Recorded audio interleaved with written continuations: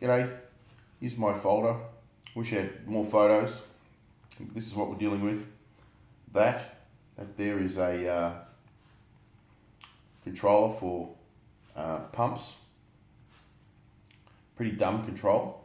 As you can see, no connections to the adjacent heating system. It's just a timer in there, turning pumps on and off according to a timer. No feedback from thermostats. So, and here's another system with a smarter controller. It's like a tank pack. You look up tank pack here, that's what you're dealing with. That one does have thermostat control, which is what we want. Now, the plan is to replace this buffer tank with an actual electric hot water system service, rather, tank. And if we go back to our folder, you'll see that they are actually repurposed electric hot waters. As you can see by the label there, there are, here's a close up, exactly the same tank, but without the elements. So what I'll do a switcheroo there, and then once that's done, here's the point of the exercise. Redivert solar power through this device, which converts it to three-phase electricity, into a three-phase element in the electric hot water. Now, this is from Europe. These systems are very common in Europe. And as you can see, there's a gas boiler there, number 3, an external source gas boiler. So pretty standard stuff. This would be circulating around the house to heat it through those fins, the heat exchangers, I guess they're called, in houses in winter in Europe. So pretty standard stuff.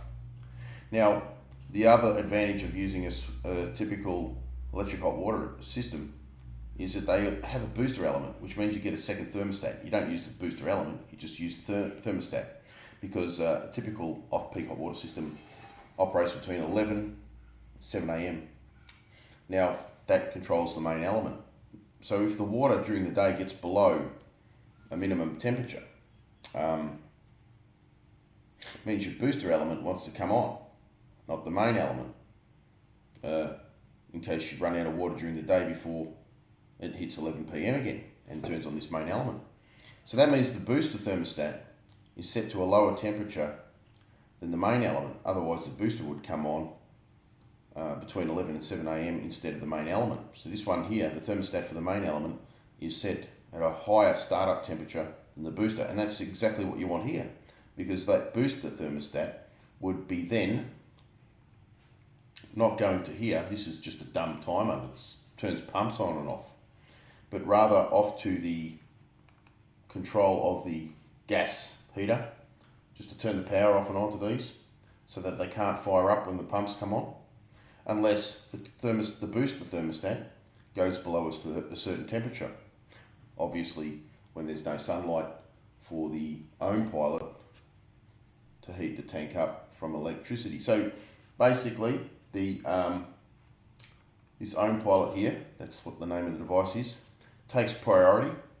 It has the main element thermostat to turn it on at a higher temperature than the booster thermostat to turn on the gas. And I can handle all that. All I need is a plumber to say, yes, this can be done.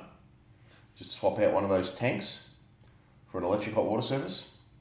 And if that can be done, and there's no problem with other plumbing of the system. I don't know what the tank pack does. I probably could change the thermostat setting in that, instead of worrying about this repurposing this booster thermostat. I can handle that, but as long as it's feasible to do so, and that the Ohmpilot thermostat can be set at a higher startup temperature than the circulating gas thermostat, that's all we want. And that's the end of the video. Give us a yay or nay. Thanks.